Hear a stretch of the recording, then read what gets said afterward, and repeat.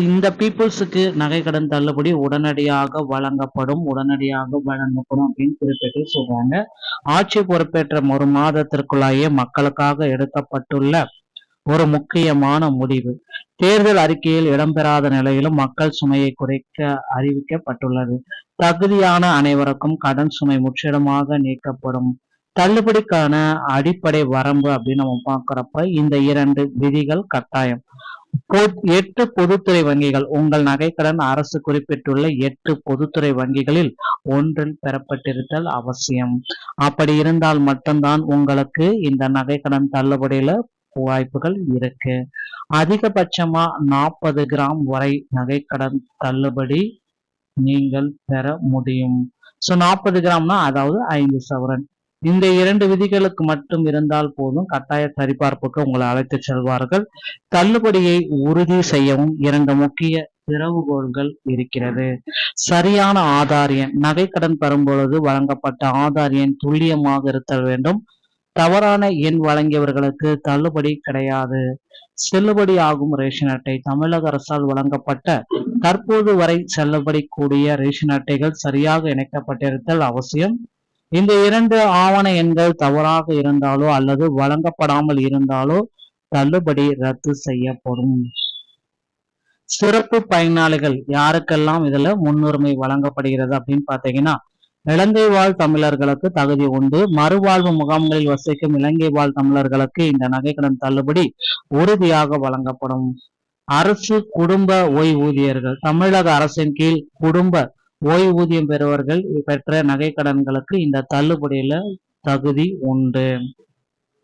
தள்ளுபடி யாருக்கெல்லாம் கிடைக்கும், கிடைக்காது. தகுதியற்றவர்கள் 40 கிராமுக்கு மேல், அதாவது 5 சவரனுக்கு மேல் கடன் பெற்றவர்கள். தவறான ஆவணங்கள், ஆதார் எண் மற்றும் ரேஷன் எண்ணை தவறாக கொடுத்தவர்கள். கூட்டுறவு ஊழியர்கள். கூட்டுறவு சங்கங்களில் பணியாற்றும் ஊழியர்கள் அவர்தம் குடும்பத்தினருக்கு தள்ளுபடி கிடையாது. நிர்வாக குழு. கூட்டுறவு நிர்வாக குழு உறுப்பினர்கள் மற்றும் குடும்பத்தினருக்கும் தள்ளுபடி கிடையாது.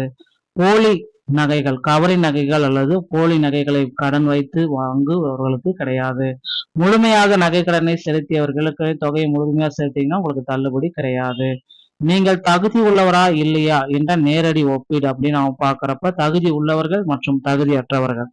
40 கிராமுக்கு உள்ள இருந்தா தகுதி, 40க்கு மேல போச்சுன்னா தகுதியற்றவர்கள். 8 பொதுத்துறை வங்கிகள், பிற வங்கிகள் என்றாலும் சில டைம் அதுக்குண்டான அனௌன்ஸ்மெண்ட் வர இருக்கு, பொறுத்தவரை நம்ம பார்க்கலாம். சரியான ஆவணங்கள். இப்போது பொதுமக்கள், அரசு ஓய்வூதியர்களுக்கு பணிவிட தகுதி உண்டு. உண்மையான தங்கம், நிலுவையில் உள்ள கடன். போலி கவரிங் நகை, முழுமையா கடனை திருப்பி செலுத்தப்பட்ட கடன் இவர்களுக்கு தள்ளுபடி கிடைக்க வாய்ப்புகள் குறைவு.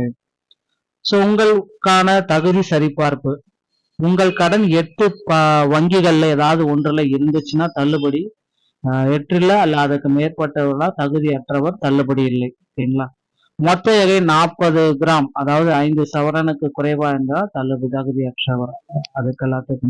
இதுக்கு எல்லாத்துக்குமே பாத்தீங்கன்னா தகுதி இருக்கா இல்லையான்றத நீங்களே செக் பண்ணிக்கலாங்க. ஓகேங்களா? நீங்க கூட்டுறவு சங்க ஊழியர் அல்லது குடும்பத்தினரா இருந்தீங்கன்னா ஆம்னா உங்களுக்கு தகுதி இல்லை. சரிங்களா?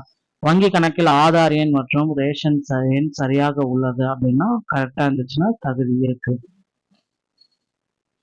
அடுத்தடுத்து என்ன நடக்கும் அப்படின்னு பாத்தீங்கன்னா, உங்களுக்கான செயல் திட்டம். முதல்ல முதலமைச்சர் அவர்கள் இதற்கான அறிவிப்பு எல்லாம் வெளியிட்டாரு. அதிகாரப்பூர்வ தள்ளுபடி விரைவில் வெளியாக இருக்கு. அரசாணை இந்த மாத இறுதிக்குள்ளார ஒரு ஜிஓ வெளியிட போறாங்க. 8 பொதுத்துறை வங்கிகள்ல இந்த தள்ளுபடியை நாங்க அதிகாரப்பூர்வமா வெளியிடுறோம் அப்படின்னு சொல்றாங்க.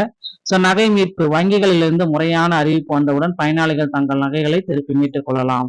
அரசாணை வெளியாகும் வரை காத்திருக்கவும் வங்கிகளின் அதிகாரப்பூர்வ தகவலுக்கு பின் வங்கிகளை நீங்கள் அணுகினாலே போதும். இதுதான் 2026 நகைக்கடன் தள்ளுபடிக்கு உண்டான திறவுகோல்கள் அப்படின்றத நம்ம எதிர்பார்க்கலாங்க. இந்த ஒரு தகவல் உங்களுக்கு பிடிச்சிருந்தா நீங்க நம்முடைய சேனலோட இணைந்திருங்கள். மீண்டும் ஒரு நல்ல தகவலோட நான் உங்களை சந்திக்கிறேன். நன்றி, வணக்கம்.